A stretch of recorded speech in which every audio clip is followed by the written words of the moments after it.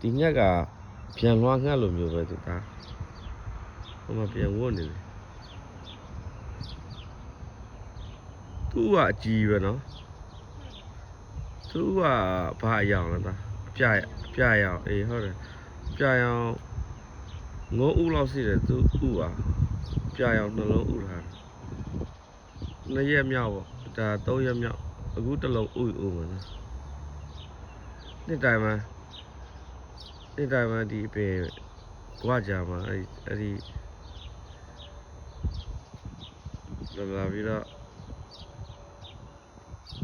ဝတ်ပြီးတော့မှဥတယ်လေငှက်သားလေးတွေပေါက်လာပြီးပြန်ကုန်